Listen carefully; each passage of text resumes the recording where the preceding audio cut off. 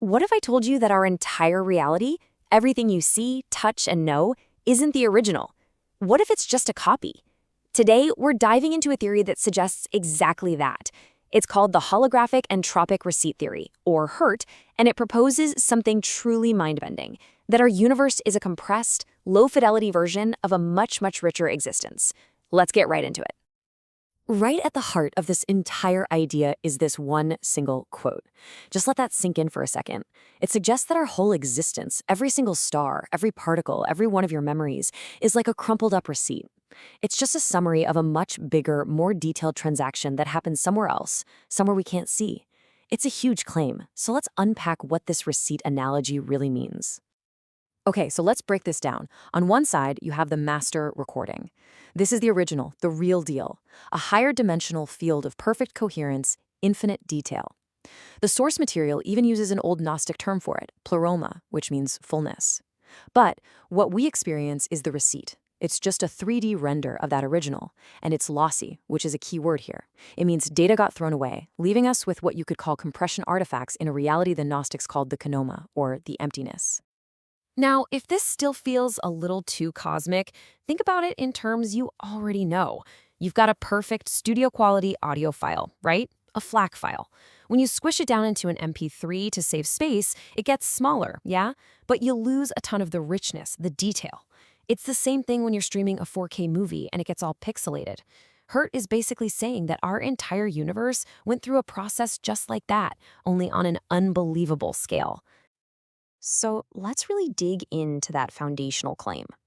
What does it actually mean for us if our universe is just a copy? So here it is, the official definition. HERT says our 3D reality isn't the base layer of existence. Nope, it's a lossy downrender, a projection from something higher, something way more complex. And I'm going to keep coming back to that word, lossy, because it's so important. It implies that information from that original reality was deliberately thrown out to create the one we're living in. Okay, so if our universe is a compressed file, there has to be a compression engine, right? Some kind of process, a set of rules that's actually doing the downrendering. So let's pop the hood and take a look at the mechanics this theory is proposing. And this is where it gets really fascinating for me. We all learn in school that entropy is basically just a measure of randomness, of disorder. But HERT completely reframes it. In this model, entropy isn't just disorder. It's the evidence. It's the scar tissue, you could say, left behind by the act of compression. It's the literal, measurable fingerprint of information being tossed away. So how does this all happen? Well, the theory says it starts with a trigger, some kind of request for a measurement. That kicks off the projection, where this incredibly complex, higher dimensional state gets mapped onto our familiar 3D world. Then comes the critical step, selection. The system decides what's signal and keeps it, and what's noise and gets rid of it. And finally, encoding, where that new, much simpler pattern gets locked in and stabilized as part of our reality. And the result of that process is the most crucial takeaway. Because information was permanently deleted during that selection phase, the final render is lossy. You can't just uncompress it and get back to that perfect master recording. It's gone. Our universe, in this view, is a one-way street. But wait a minute, this creates a huge problem, right? The second law of thermodynamics tells us that on the whole, things are supposed to get more disordered, not less. So creating a structured, orderly, low-entropy reality like ours seems to fly in the face of that law, unless the cost for all this order is being paid somewhere else. So where does the bill get sent? Let's just ask the question directly. If you're throwing out unimaginable amounts of information to create our universe, where does all that stuff, all that discarded data and lost complexity actually go? It can't just disappear, right? That's not how physics works. And the answer HERT proposes is just so elegant. The order we see right here in our local 3D world is paid for by exporting disorder somewhere else. It's kind of like your air conditioner. It makes your room cool and orderly, but to do that, it has to pump a bunch of heat and chaotic energy outside. The theory suggests the entire universe does the exact same thing, just on a cosmic scale.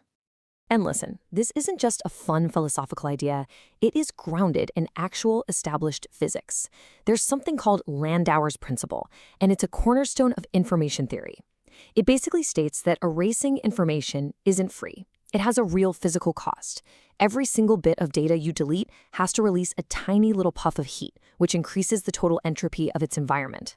This chart basically lays out the cosmic bookkeeping. To create order here in our 3D reality, our local entropy decreases. But to balance the cosmic books, the entropy of the environment and that original 4D source has to increase by an even bigger amount. So the total entropy of the entire system still goes up, which means the laws of physics are perfectly happy. It all balances out. Okay, so now that we've got a handle on the proposed mechanics, let's step beyond the veil and explore the truly wild implications this has for, well, everything. Let's start with the big one, the Big Bang. We're taught to picture it as this massive explosion from a tiny, infinitely dense point. But HERT completely reframes it. It wasn't an explosion at all. It was a compression event. It was the moment a vast, higher-dimensional reality was essentially formatted, like a hard drive, down into the limited, low-res file that is our universe. And if the universe is a compressed file, then it must have a codec, right? An algorithm that did the compressing? And in this view, the fundamental constants of nature suddenly don't seem so arbitrary. The speed of light, that's just the system's max processing speed. The Planck length, that's the minimum pixel size of reality. And quantum states, well, those are just discrete little packets of data. They're the specs of the codec itself. Now, what's really wild is how this connects to ancient ideas. Gnostic texts from thousands of years ago talked about a flawed creator called the demiurge, who built our material world as a shoddy imitation of a perfect spiritual original. HERT takes this ancient myth and basically translates it into the language of computer science. The demiurge isn't some evil god, but maybe something more like a compression demon, a blind, automated process that's just running a script, totally unaware of the big picture. This theory even offers a new and pretty startling lens for some of the most deeply personal and spiritual experiences a person can have. You've probably heard stories from people who've had near-death experiences. So many of them report this encounter with a feeling of all-consuming, overwhelming love. This quote from an NDE testimonial really captures that intensity. It feels like touching the ultimate truth. But HERT forces us to ask a chilling question. Is that overwhelming feeling of love really a glimpse of some benevolent truth? Or is it the most efficient form of control you could possibly imagine? In this view, what feels like communion might actually be a system designed to ensure compliance. And all of this leaves us with the ultimate question, doesn't it?